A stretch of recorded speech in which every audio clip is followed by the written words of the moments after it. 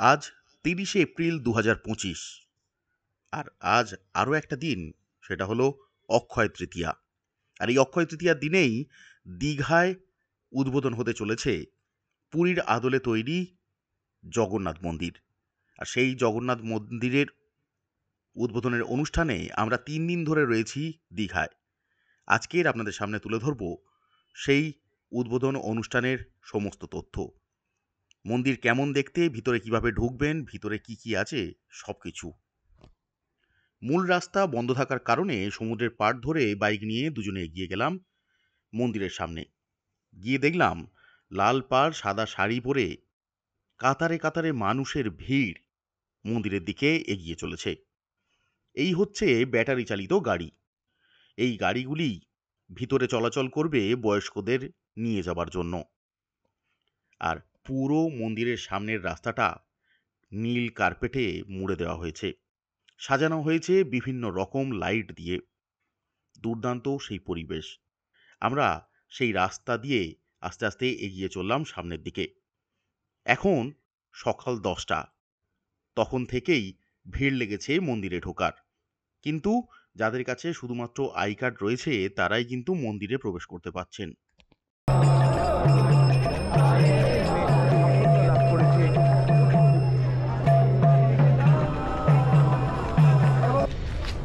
নমস্কার বন্ধুরা, ভ্রমণ সঙ্গীতে আপনাদের সবাইকে স্বাগত জানাই। আমি শুভেন্দু সরকার আরও একটা নতুন ব্লগ নিয়ে চলে এসেছি আপনাদের সামনে। এখন আছি দীঘা জগন্নাথ মন্দিরের একদম পাশে, ব্যাক সাইডে। তো ফ্রন্ট সাইড থেকে আপনাদের ভিউ দেখিয়েছি। আর এখন বাজে 11:10।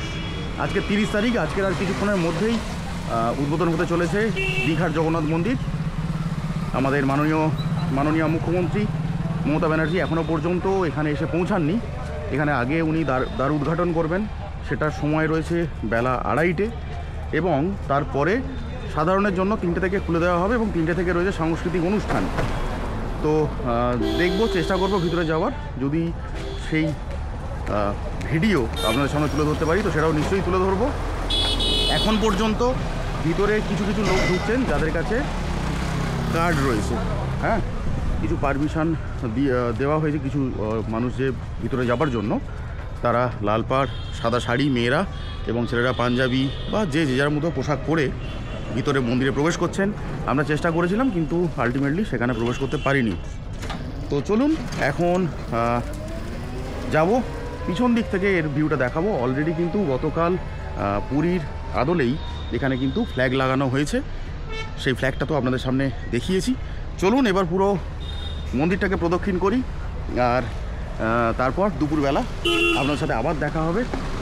কি হচ্ছে না হচ্ছে, কি ঘটছে, সমস্ত তথ্য দেবো আপনাদেরকে। চলুন।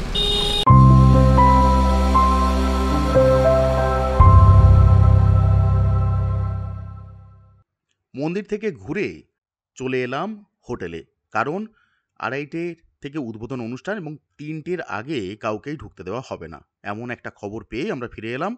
ফ্রেশ হয়ে খাওয়া দাওয়া সেরে তারপর আবার বেরিয়ে পড়ব মন্দিরের উদ্দেশ্যে সেই জন্য।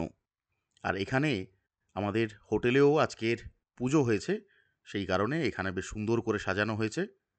চলুন ঝটপট রেডি হয়ে নিই, তারপর বেরিয়ে পড়ি মন্দিরের জন্য। মন্দিরের গেটের সামনে তখন আস্তে আস্তে ভিড় জড়ো হচ্ছে। সামনের রাস্তায় দাঁড়িয়ে রয়েছে অজস্র মানুষ ভিতরে প্রবেশ করার জন্য। কিন্তু মন্দির খুলবে মাত্র 5 মিনিটের জন্য। আমরা ভাগ্যবান যে সেই 5 মিনিটের মধ্যে আমরাও প্রবেশ করতে পেরেছি মন্দিরের মধ্যে। হ্যাঁ, সাথে ক্যামেরা নিয়ে। বড় ক্যামেরা সাথে নিয়ে যাইনি, কারণ সেটা হলে আমাদের ঢুকতে দিত না। তাই Insta360 এবং তার সাথে মোবাইল ফোন দুটো নিয়েই ভিতরে প্রবেশ করলাম।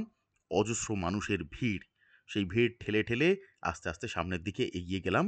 দেখলাম সামনে ব্যারিকেড দেওয়া, তার সামনে আর যাওয়ার উপায় নেই। তার সামনে রয়েছে অজস্র চেয়ার পাতা, সেখানে বহু মানুষ বসে অনুষ্ঠান দেখেছেন। এর আগে হয়ে গেছে বহু রকমের সাংস্কৃতিক অনুষ্ঠান। সেখানে উপস্থিত ছিলেন অদিতি মুন্সি থেকে শুরু করে আরও অনেক নামিদামি শিল্পী। অনেকের সাথেই দেখা হলো এখানে। 200 একর জায়গা নিয়ে তৈরি হয়েছে দীঘার জগন্নাথ মন্দির, এবং মন্দিরের এই পাথর এসেছে রাজস্থান থেকে, গোলাপি রঙের পাথর। তার সাথে রাজস্থান থেকে প্রায় 800 নির্মাণ শিল্পী এখানে এসেছিলেন এই মন্দির তৈরি করার জন্য, এবং তার মধ্যে অনেক শিল্পী রয়েছেন যারা রাম মন্দিরেও কাজ করেছেন। হঠাৎ করে সামনে তাকিয়ে দেখলাম একটা ভিড় এগিয়ে আসছে, তার মধ্যে রয়েছেন আমাদের মাননীয় মুখ্যমন্ত্রী মমতা ব্যানার্জি। তারপর আস্তে আস্তে তার পিছন পিছন আসলেন নচিকেতা, আমার খুব পছন্দের একজন গায়ক। যাই হোক, তার পিছনে আসছেন প্রসেনজিৎ চট্টোপাধ্যায় এবং দেবকে প্রথমে আমরা চিনতেই পারিনি হলুদ পাঞ্জাবি পরে। তারপর অনেকক্ষণ পর বুঝতে পেরেছি যে ওটা দেব, মাথায় গামছা বাঁধা আর প্রচুর বড় দাড়ি রেখেছে বলে বোঝা যাচ্ছিল না। যাই হোক, তারপর আমরা আস্তে আস্তে সামনের ব্যারিকেড থেকে ঘুরে রিকোয়েস্ট করে ভিতরে ঢুকতে পারলাম, এবং সেখানে ঢোকার পর দেখলাম অজস্র চেয়ার বললে ভুল হবে, মানে সোফা সেট পাতা রয়েছে। পুরো মন্দিরে ঢোকার রাস্তাটাই কার্পেট দিয়ে মোড়া। সেই রাস্তা ধরে আমরা আস্তে আস্তে এগিয়ে চললাম।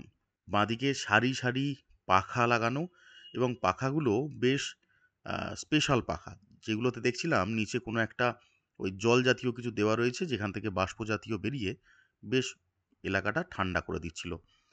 তারপর আমরা আস্তে আস্তে করে এগিয়ে গেলাম, গিয়ে মন্দির প্রাঙ্গণে উঠলাম। এই জগন্নাথ মন্দির, ঠিক তার সামনে এখানে যজ্ঞ হয়েছে।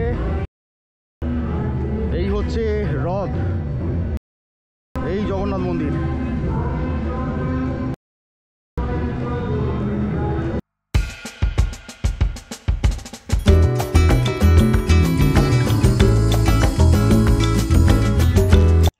এখানে একটা স্পেশাল জিনিস দেখলাম, মন্দিরের সামনে বেশ খানিকটা জলাশয় করা হয়েছে, যেখানে রাখা হয়েছে প্রচুর পরিমাণে পদ্ম পাতা। হয়তো ভবিষ্যতে পদ্ম ফুলও এখানে আমরা দেখতে পাবো। তারপর আস্তে আস্তে তার পাশ দিয়ে এগিয়ে চললাম মূল মন্দিরের প্রাঙ্গণে।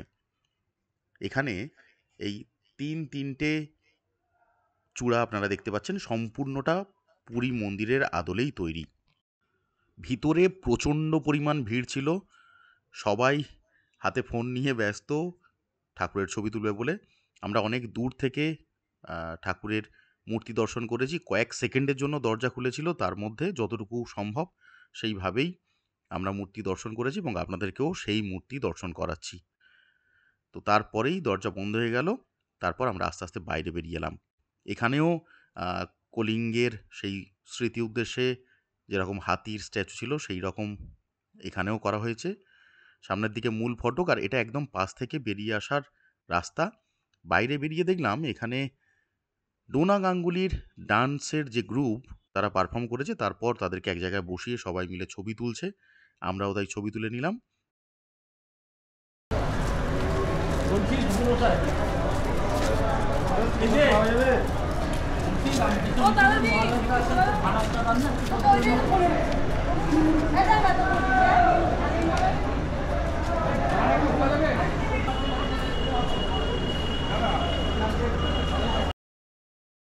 একদম মন্দিরের পিছনে এখানে কিন্তু ভোগ ঘর, এখানে ভোগ দেওয়া হচ্ছে। একদম পিছন দিক থেকে বেরোনোর রাস্তায় বেরিয়ে আসার পর সামনেই হচ্ছে ভোগ ঘর। ভোগ দিচ্ছে, ওখানে সুমন লাইন দিয়েছে। আমার প্রচণ্ড শরীর খারাপ লাগছে, শাবকের সামনে, যার জন্য আমি আর দাঁড়াইনি। ওখান থেকে ওর থেকেই ভাগ করে খেয়ে নেবো। এই হচ্ছে মন্দির। কয়েক মিনিটের মধ্যেই লাইন বড় হতে লাগলো, আর আমরা বাইরে বেরোনোর রাস্তা ধরলাম। মন্দিরের পাশের রাস্তা দিয়ে সুন্দর পাথরে বাঁধানো রাস্তা, দুর্দান্ত দুর্দান্ত মূর্তি বসানো হয়েছে মন্দিরের চারধার ঘিরে। সেগুলো দেখে বেরিয়ে যাওয়ার যে রাস্তা, সেই রাস্তা ধরলাম। তারপর বাইরে বেরিয়ে জানতে পারলাম এই যে লাইনটা দেখছেন, এই যে ভিড় দেখছেন, এদের কাউকেই ঢুকতে দেওয়া হয়নি। মাত্র ওই 5-10 মিনিটের জন্যই খোলা হয়েছিল দরজা। 5-10 মিনিটের জন্য ঢুকতে দিয়েছিল। আমাদের কপাল ভালো যে আমরা ঢুকে গেছিলাম। আমাদের জগন্নাথ দেবের মন্দির দর্শন হয়ে গেছে। চলুন এবার বাড়ি ফেরার পালা। শরীরের কন্ডিশন খুবই খারাপ। 10 থেকে 15 মিনিটের জন্য খুলেছিল মন্দিরের দরজা, তার মধ্যে আমরা ঢুকতে পেরেছি। আমরা সৌভাগ্যবান যে আমরা দর্শন পেয়েছি। তার ভিডিও ফুটেজ আপনাদের সামনে তুলে ধরবো। আশা করছি আপনাদের যথেষ্ট ভালো লাগবে। আর যদি ভিডিওটা ভালো লাগে তাহলে অবশ্যই করে কমেন্ট করে জানান, লাইক শেয়ার করতে ভুলবেন না। আর যারা যারা ভিডিও দেখছেন অথচ এখনও পর্যন্ত সাবস্ক্রাইব করেননি চ্যানেলটা, তারা চ্যানেলটা সাবস্ক্রাইব করে নেবেন আর পাশে থাকা বেল আইকনটা প্রেস করতে ভুলবেন না। তাহলে আমি যখনই কোনো ভিডিও আপলোড করবো তার ইনস্ট্যান্ট নোটিফিকেশান আপনার কাছে পৌঁছে যাবে। আর ইনস্টাগ্রামে ফলো না করে থাকলে অবশ্যই করে ইনস্টাগ্রামেতে গিয়ে ফলো করে নিন, তাহলে আমি যখন যেখানে যাবো তার রিসেন্ট আপডেটগুলো ওখানে দেবো, আপনারা সঙ্গে সঙ্গে পেয়ে যাবেন। চলুন আজকের মতো টাটা, সবাই খুব ভালো থাকবেন, সুস্থ থাকবেন আর প্রচুর প্রচুর ঘুরতে থাকবেন। জয় জগন্নাথ।